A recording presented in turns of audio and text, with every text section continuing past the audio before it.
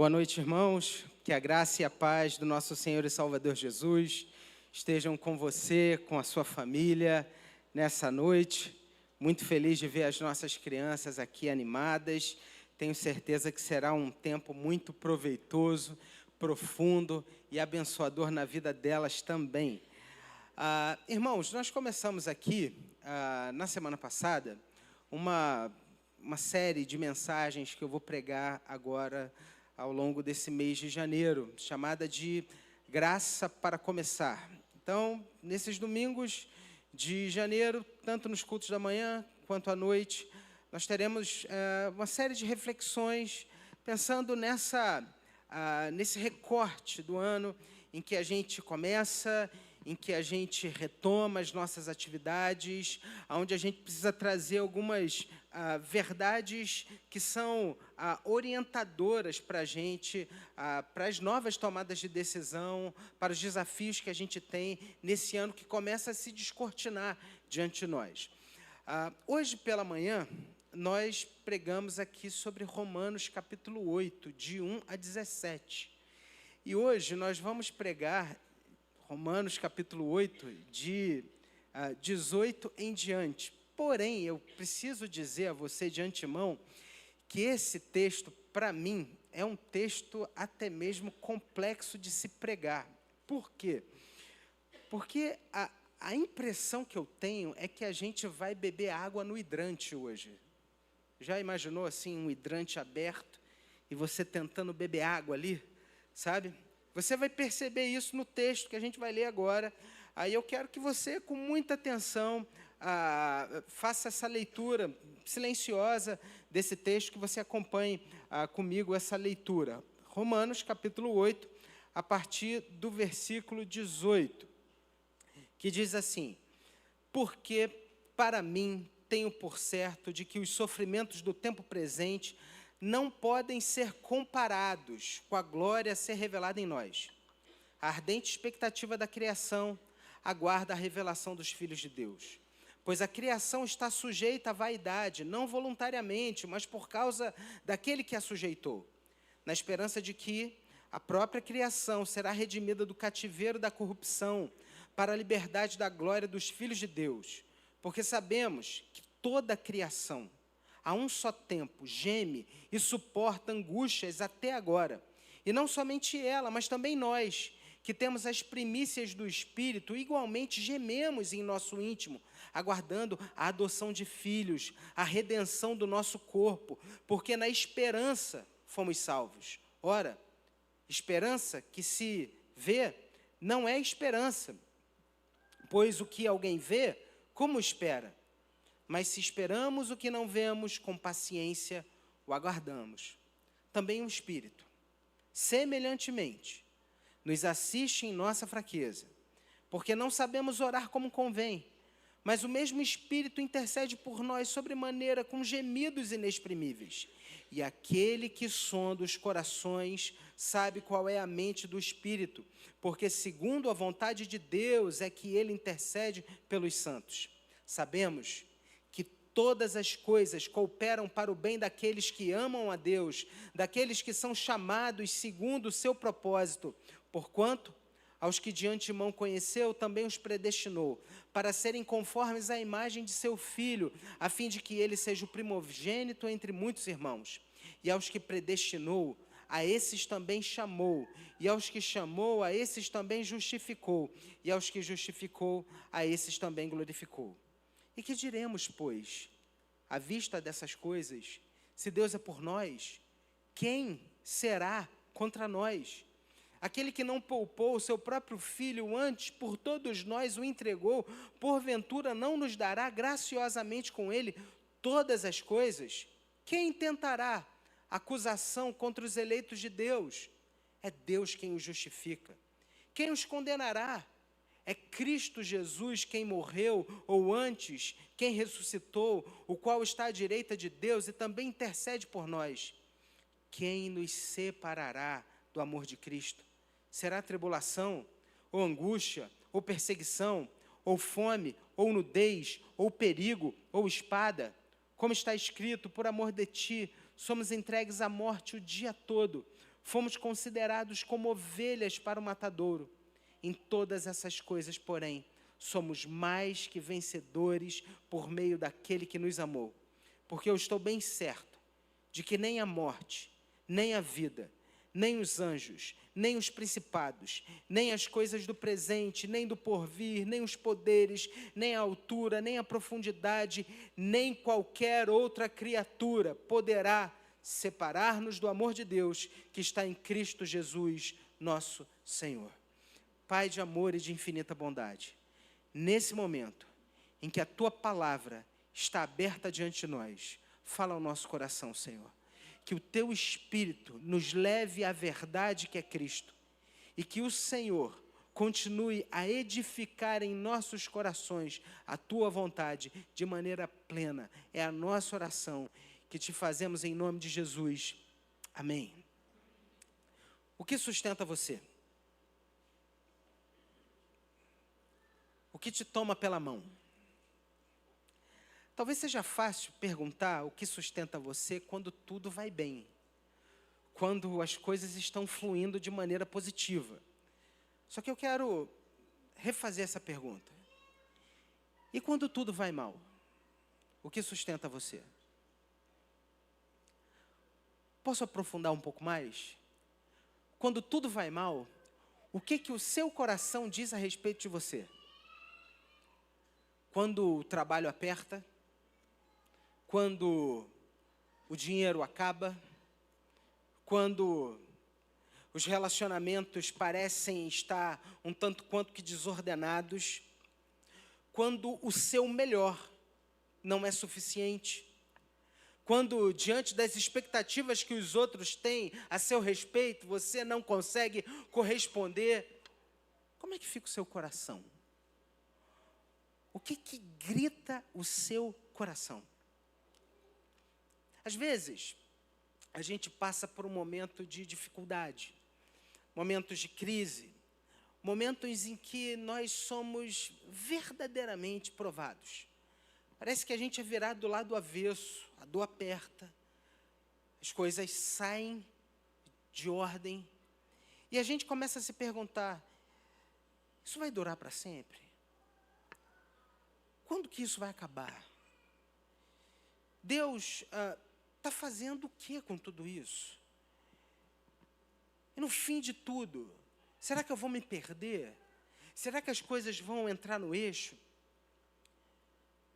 O texto que a gente leu hoje, Paulo, ele traz algumas verdades que são profundamente orientadoras para nós. Paulo, ele trabalha uma perspectiva que muitos cristãos parecem não entender. Sim, eu e você, nós seremos provados. Eu e você enfrentaremos tribulações. Eu e você passaremos. E essa palavra é demasiadamente importante para nós. Eu e você passaremos por sofrimentos. Você vai atravessar o sofrimento. Mas há uma verdade que é importantíssima para nós.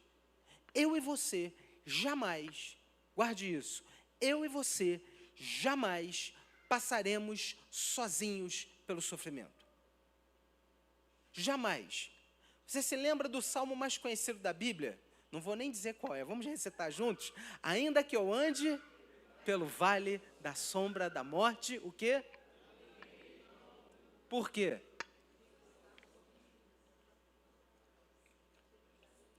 Porque tu estás comigo. Nós não passamos pelo sofrimento sozinhos. Só que, ao que me parece, muitas vezes nós perdemos essa perspectiva. Diante das situações calamitosas da vida, quando a vida parece tirar o nosso chão, nós tendemos a achar que nós estamos sozinhos. Paulo, ele escreve aos Romanos, e há algo muito interessante acontecendo aqui, porque Nas palavras de Paulo, os romanos, eles tinham uma certa insegurança.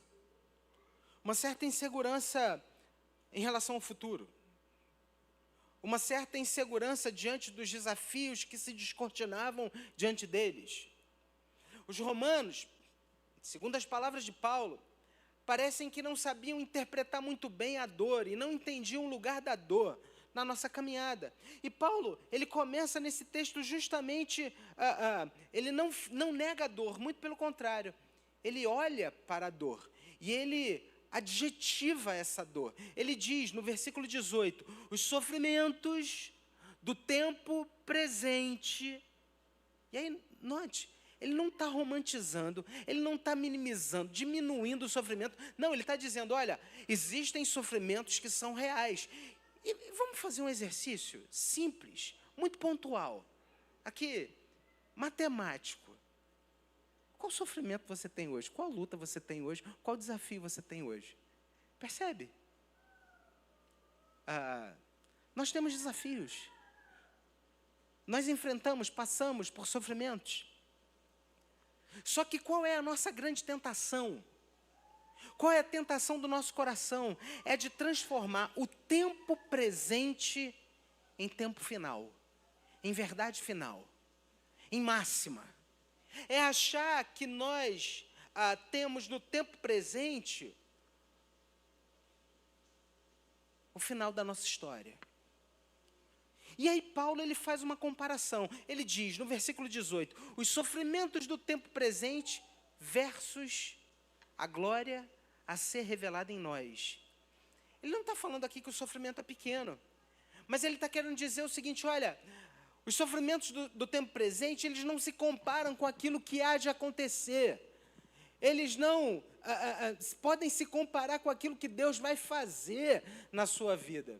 Tem uma história que eu acho muito interessante. Um dia, um pai chegou em casa com um gibi para o seu filho. Quem aqui leu gibi? Isso, o pessoal mais jovem talvez não saiba o que é isso. Eu tinha coleção do Tio Patinhas, olha só.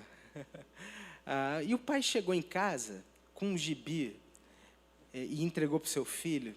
E era o gibi do seu personagem favorito. E o seu filho ávido começou a ler o gibi. Só que nas primeiras páginas do gibi, o seu personagem favorito começa a travar uma batalha. E, de repente, o inimigo fortíssimo pega e o detona assim completamente, dá nele um golpe e parece que ele vai morrer. E aí o menino nervoso fala, cara, eu não estou aguentando isso. O que é isso? Aí ele pega e vai para a última página do gibi. Ele chega lá no final e ele descobre o seguinte, uau, não é que você venceu aquela batalha? E aí o que ele faz? Ele volta lá para as primeiras páginas e ele começa a dizer para o personagem que ele tanto gostava, vai, cara, vai porque você vai vencer, vai porque eu conheço a história final, o final da tua história eu já sei qual é, então continua, luta. Você se lembra daquele versículo? Eu é que sei que pensamentos tenho a vosso respeito, diz o Senhor. Pensamentos de quê? De paz e não de mal, para vos dar o fim que desejais. Guarda uma coisa, meu irmão e minha irmã. As lutas do tempo presente não se comparam com a glória que há de ser revelada. Deus conhece o final da sua história. O seu momento atual, as situações que estão fora do controle, elas não são uma chancela, um rótulo sobre a sua vida. Mas elas são experiências, situações que Deus te permite passar hoje, para que algo seja lapidado e transformado no seu coração. Paulo, ele amplia o cenário, ele começa a dizer, olha, a ardente expectativa da criação, aguarda a revelação dos filhos de Deus, e ele continua no versículo 20 dizendo que a criação foi sujeita à vaidade, e ele fala no versículo 22 que toda a criação a um só tempo geme e suporta angústias até agora. E o que Paulo está querendo dizer com isso? Paulo está falando que a gente vive num mundo quebrado. E não somente que a gente vive num mundo quebrado, mas que nós temos um coração também quebrado. E a frase que mais mexe comigo, meus irmãos, está lá no versículo 26. Porque o versículo 26, ele é um raio-x da nossa falibilidade, das nossas inconsistências. Ele é um retrato, um diagnóstico da nossa condição espiritual. Olha o que diz o versículo 26, que nós não sabemos orar como convém. Gente, é interessante como a Bíblia é honesta. Como a Bíblia, ela retrata de maneira clara aquilo que se passa no nosso coração. Tem hora que a gente passa por uma situação tão difícil que a dor rouba até mesmo o vocabulário da nossa fé. E aí você se ajoelha, e aí você não sabe o que falar. E às vezes o que vem no seu suspiro é: Pai, Senhor. E aí, irmãos, qual é o problema que esse texto trabalha aqui para nós? É que muitas vezes nós temos um coração pressionado diante dos desafios da vida. E a nossa tendência natural é achar que Deus está longe, quando na verdade Deus está perto. É um problema de que muitas vezes o nosso coração ferido começa a interpretar o sofrimento como se a gente tivesse abandonado, quando na verdade Deus está trabalhando na esperança. Versículo 20. O problema é o nosso coração que muitas vezes cansado tende a achar que a nossa salvação depende da nossa performance, do nosso engajamento, da nossa participação, daquilo que a gente executa, quando na verdade a salvação é fruto da graça de Deus. Sabe, meu irmão e minha irmã, pode ser que muita coisa hoje esteja fora do lugar na sua vida, mas isso não significa que você está sozinha, que você está sozinho, que Deus te abandonou, ou de que você não tem valor para Deus. Não, muito pelo contrário. C.S. Lewis dizia que a dor muitas vezes é o megafone de Deus. Tim Keller dizia que nós somos mais pecadores do que gostaríamos de admitir, mas ao mesmo tempo somos mais amados do que ousamos imaginar. A dor, ela não é uma chancela sobre a sua vida. A dor, o sofrimento, os desafios, eles não são um rótulo sobre você. Só que Paulo, ele continua. E Paulo, ele começa a mostrar a ação graciosa de Deus diante dos nossos desafios, diante das nossas dores, diante dos nossos problemas, diante das nossas dúvidas. O que Deus faz? Perceba, o versículo 20 mostra, em primeiro lugar, que Deus submete o caos, o nosso caos, na esperança. Paulo, ele diz que a criação foi sujeita à futilidade, mas na esperança também. Deus, ele não chama isso de bom, mas ele diz que a criação, ela está submetida a um plano maior de redenção. E ele vai explicar como que essa esperança vai funcionar de maneira prática para mim e para você. Olha o versículo 24. Na esperança, nós fomos salvos. Olha o versículo 25. Se esperamos o que não vemos, com paciência o aguardamos. Esperança aqui não é tomara, mas esperança aqui é a certeza de uma promessa. Paulo, ele descreve a criação como algo que geme, como quem está passando por dores de parto. Parto dói, você sabe disso, não sabe? Parto dói. Mas o parto, ele vai apontar para quê? Para a vida. Sim. Deixa eu dizer uma coisa para você, meu irmão e minha irmã. Existem situações complexas, difíceis, que você enfrenta, que eu enfrento, mas que apontam para algo maior que Deus deseja fazer na nossa vida, que Ele já está fazendo na nossa história. É interessante porque a graça de Deus, ela se revela aqui também numa segunda ação. É que Deus, ele intercede por mim, por você, quando a gente não tem palavras. Se, em primeiro lugar, se ele submete o caos na esperança, agora a gente pode entender que Deus também intercede por nós, quando nós não sabemos o que dizer.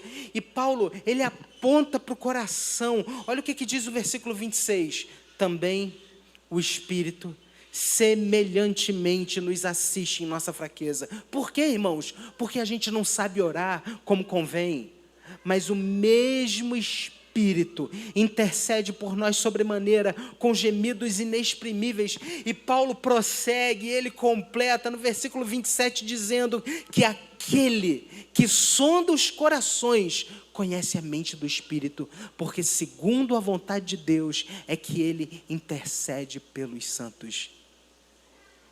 Segundo a vontade de Deus é que ele intercede pelos santos. Em outras palavras, é para que os propósitos de Deus se cumpram na sua vida, que o Espírito Santo de Deus intercede por você.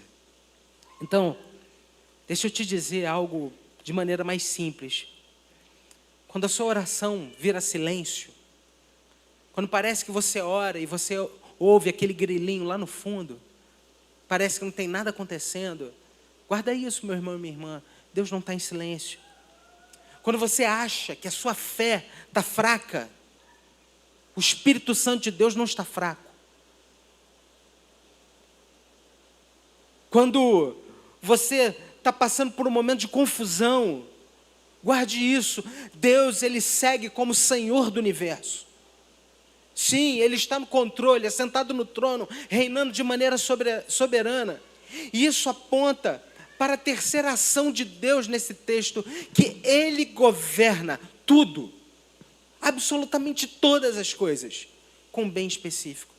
E aí, a gente chega num ponto que todo mundo conhece nesse texto, mas que às vezes a gente conhece do jeito errado. O versículo 28 diz, se você puder, leia comigo. Sabemos que todas as coisas cooperam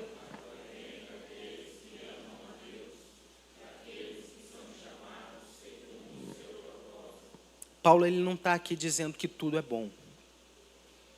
Paulo está dizendo aqui que Deus faz tudo cooperar. E qual é o bem? O que Deus está fazendo? O versículo 29 deixa isso muito claro para mim e para você. Porquanto aos que de antemão conheceu, também os predestinou. Para quê? Para serem conformes à imagem de seu Filho. Aqui a gente mergulha num ambiente teológico interessantíssimo. Porque nós somos coparticipantes dos sofrimentos de Jesus. Sim, nós enfrentamos lutas, dificuldades, vicissitudes, porque o nosso próprio Senhor também as enfrentou. E Ele saiu vencedor, e agora nele nós podemos confiar e descansar. Porque o plano de Deus, para mim e para você, não é que nós sejamos felizes. Agora eu vou causar aqui, hein? Agora o pessoal aí moderno não vai gostar do que eu vou dizer. O plano de Deus para você não é a sua felicidade, porque felicidade é um sentimento com um recorte muito específico. O plano de Deus para a sua vida é formar em você o caráter de Jesus. E isso é muito maior do que a felicidade. Consegue entender? Às vezes é difícil. Porque a nossa expectativa na nossa caminhada com Deus é viver uma vida feliz. É viver uma vida de plena satisfação em nós mesmos. Tudo que eu faço tem que ser bem sucedido. As minhas escolhas, elas têm que dar certo. Em outras palavras, você quer ser feliz em você mesmo, a partir de você. Só que qual é o plano de Deus para mim e para você? É que nós encontremos em Jesus a nossa suficiência. Ele é suficiente para mim, Ele é suficiente para você. Os planos de Deus para mim é o que eu preciso ambicionar, é o que eu preciso desejar. E aí ele fala no versículo de número 30, aos que predestinou, a esses também chamou. E aos que chamou, a esses também justificou. E aos que justificou, a esses também glorificou. E o que Paulo está falando aqui? Ele está falando da glorificação como certeza, uma certeza tão real, uma certeza tão sólida, que ele já trata como algo consumado. É como se ele falasse assim, olha, o plano de Deus na sua vida, ele é tão profundo, ele é tão real, ele é tão seguro, que você um dia experimentará algo que você não consegue imaginar. E de fato, eu falei sobre isso hoje pela manhã. Deus nos vê como santos, porque Ele conhece o final da nossa história. E Deus já nos conhece com os nossos corpos glorificados. Ele já sabe o final da nossa existência. R.C. Sproul, ele dizia, não existem para Deus moléculas rebeldes. Não existe nada, um fio de cabelo da sua cabeça que caia sem a permissão de Deus. Kuyper dizia que Deus clama para si dizendo, tudo é meu. Você é do Senhor. Você pertence ao Senhor. E por isso, Deus ele revela a sua graça nesse texto em quarto e último lugar, garantindo a mim e a você que nada poderá nos separar do seu amor. Agora Paulo, ele chega ao ponto alto. O versículo 31 vai dizer assim, olha aí na sua Bíblia, que diremos, pois, à vista dessas coisas? Se Deus é por nós, quem será contra nós? Deixa eu dizer aqui algo muito simples, que talvez possa elucidar isso aqui. Quando eu era mais novo, na escola, eu sempre era amigo dos caras mais fortes. Porque no recreio, meninos, acho que vocês vão entender isso. No recreio, às vezes, a coisa saía de controle. E era sempre muito bom você ser amigo dos caras mais fortes da escola, né? Porque você estava ali garantido. Eu cheguei em um momento da minha vida que minha mãe me colocou no judô. E eu e os mais fortes, que estavam nas turmas mais acima, foram saindo, e eu fiquei, e agora eu era um judoca, e eu não tinha medo de nada e de ninguém. E aí eu vi os mais novinhos se garantindo em mim. Olha só, como que o jogo vira, né? As coisas mudam, não é? Só que o que Paulo está dizendo aqui? Que diremos à vista dessas coisas? Se Deus é por nós, quem será contra nós? Nas palavras de Paulo, ele está querendo dar um exemplo exatamente assim. Se você tem aquele que governa o universo do seu lado, quem será contra você? Aquele que não poupou, versículo 32, o seu próprio filho, antes por todos nós o entregou, ele não nos dará graciosamente com ele todas as coisas? Em outras palavras, se Deus já deu o seu filho, ele não vai te abandonar no meio do caminho, ele não vai se esquecer de você. Quem tentará acusação contra os eleitos de Deus? Quem os condenará? Versículo 34. É Cristo Jesus quem morreu, ou antes, quem ressuscitou. E Ele está à direita de Deus e também intercede por nós. Paulo, ele avança. E no clímax desse texto, ele chega ao ponto de dizer, no versículo 35, quem nos separará do amor de Cristo? Eu quero repetir um exemplo que eu usei essa semana, aqui no culto, na Semana Mundial de Oração. Eu dei esse exemplo, eu quero repeti-lo aqui. Eu tenho aqui nas minhas mãos uma caneta. Uma caneta. E eu estou com essa caneta aqui na minha mão, e eu acho que se eu chamasse a Rafa aqui, para tirar essa caneta da minha mão, eu acho que eu sou mais forte do que ela. Posso me surpreender, não é? Mas eu acho que eu sou mais forte do que ela. Porém, se eu chamasse aqui o Munir, aí eu acho que a coisa ia ser diferente. Eu acho que o Munir é mais forte do que eu. Se eu chamasse o Lucas, então, hein, Lucas? Cadê você?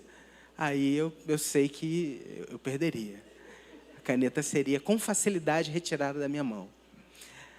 Agora, Olha aqui para essa caneta. Imagine que essa caneta é você. E você está nas mãos de Jesus. E a pergunta teológica é simples. Quem pode te tirar das mãos de Jesus? Quem tem o poder de fazer isso? Ninguém. Quem poderá nos separar do amor de Deus que está em Cristo Jesus, nosso Senhor? Guarda uma coisa, meu irmão e minha irmã. Talvez os desafios que você hoje tem enfrentado estejam gritando para você, dizendo: não vai dar certo. Isso é você. Você está sozinho. Acabou. Não tem jeito. Você não tem um futuro. Mas sabe qual é a verdade do Evangelho? Para você que crê em Jesus como Senhor e Salvador da sua vida, é que você está nas mãos dEle. E Ele jamais esquecerá, Ele jamais abandonará você. Na oração sacerdotal, Jesus, antes de ser entregue aos soldados, Ele orou dizendo assim: Pai, nenhum dos que o Senhor me confiou eu perdi, exceto o filho da perdição, para que se cumprisse a tua palavra. Eu e você estamos aqui, nas mãos de Jesus. E nada, nem ninguém poderá nos separar do amor dEle. Eu quero hoje terminar essa mensagem orando com você, orando por você. Você que se vê sozinho e desafiado. Você que muitas vezes se vê sem perspectiva, sem futuro, sem amanhã. Deus em Cristo está dizendo para nós que Ele jamais nos abandonará, que Ele jamais se esquecerá de nós, e que nós não estamos, você não está sozinha, sozinho. E aí vem a pergunta, e uma pergunta final que eu quero fazer aqui para você. Eu queria que você, de maneira muito séria, pudesse responder para o seu coração. Saber que o Rei dos Reis, o Senhor dos Senhores, está com você. Como que isso muda a perspectiva, como você se vê e como você prosseguirá daqui por diante? Com medo? Pequeno? Sozinho? Rejeitado? Ou você entende que você é filho, amado, aceito, acolhido, que faz parte da família de Deus, e que o final da sua história, sim, o final da sua história já foi escrito por Ele? Sabe, meu irmão, minha irmã, a gente precisa aprender no nosso dia a dia a conjugar a nossa fé. Deixa eu falar uma coisa muito séria aqui. Tem muita gente que tem uma fé intelectualizada, mas que não tem uma fé que toca o coração. E diante dos dilemas da vida, essas pessoas respondem como as pessoas aí fora respondem. Só que Deus está dizendo para mim e para você que nós somos filhos, que Ele não se esquece de nós, que Ele está do nosso lado todo o tempo, em todo momento. E que o final da sua história, sim, o final da sua história, da sua família, já foi escrito por Ele, está garantido por Ele. Eu queria que você se colocasse de pé. Eu queria que a gente pudesse orar nesse momento. Porque os desafios que você enfrenta, eles não têm o poder de determinar o seu futuro e o seu amanhã. O seu amanhã, a sua vida está nas mãos de Jesus. E Ele te trata com graça e amor. Senhor, obrigado, Pai. Obrigado pela Tua palavra que jamais volta vazia. Obrigado porque o Senhor nos confronta. Obrigado porque a Tua palavra mostra que sim, Senhor, muitas vezes o nosso coração se vê intimidado. Quando as coisas saem do lugar, o medo toma o nosso coração. Nós nos sentimos inseguros. nos sentimos ansiosos, temos receio do que virá pela frente. Mas hoje a tua palavra, de maneira clara, real, mostra para nós que em Cristo Jesus nós somos mais do que vencedores, que nada poderá nos separar do amor do Senhor que está em Cristo Jesus, o nosso Salvador. Ó Deus, eu quero colocar a vida de cada um dos teus filhos aqui, que começa um ano com desafios, com gigantes a serem vencidos, com problemas que se arrastam talvez há muito tempo, mas que precisam ser equacionados. Hoje, Pai, a tua palavra nos diz que o Senhor está conosco. Abençoa, Senhor, a tua igreja. Abençoa cada um dos teus filhos aqui. E que a gente possa sair daqui e amanhã, diante dos desafios, nos lembrarmos que o Senhor está do nosso lado, que nós somos teus filhos e que a mensagem do Evangelho nos garante essa verdade de que nós fomos aceitos em Cristo Jesus, que é um futuro para nós. Abençoa a tua igreja, abençoa o teu povo, abençoa a família IPBA, Senhor. É a nossa oração, em nome de Jesus. Quem nos separará do amor de Deus? Vamos cantar? Quem nos separará do amor de Cristo? Será tribulação, angústia ou perseguição, fome ou nudez, perigo ou espada. Quem nos separará do amor de Cristo? Porque eu estou bem certo de que nem morte, nem vida, nem anjos, nem principados, nem coisas do presente, nem do porvir, nem poderes, nem altura ou profundidade, nem qualquer outra criatura poderá nos separar do amor de Deus. Está em Jesus Cristo, nosso Senhor, que está em Jesus Cristo. Vamos do início de novo. Quem nos separará do amor de Cristo? Será tribulação, angústia ou perseguição, fome ou nudez, perigo ou espada. Dê a mão para a pessoa que está aí do seu lado. Vamos fechar aqui esse centro. Isso. Do amor de Cristo,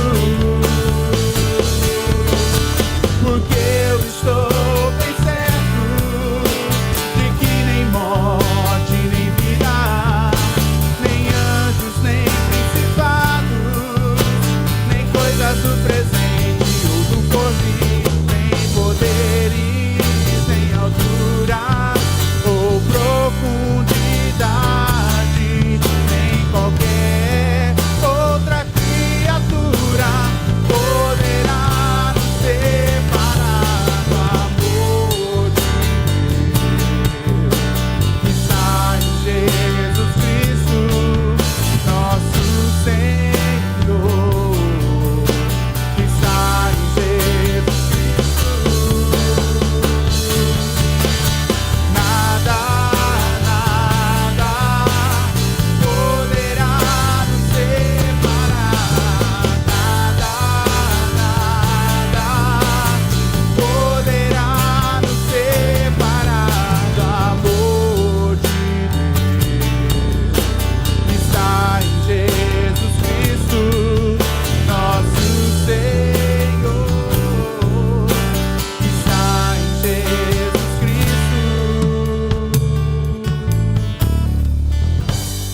agora, igreja do Senhor Jesus, que a graça do nosso Senhor e Salvador Jesus Cristo, que o amor de Deus, o nosso todo-poderoso Pai, que a comunhão e as ricas consolações do Santo Espírito de Deus estejam com você, meu irmão e minha irmã, e com todo o Israel de Deus espalhado por toda a face da terra, desde agora e para todo sempre. Amém, amém e amém. Que Deus abençoe sua vida.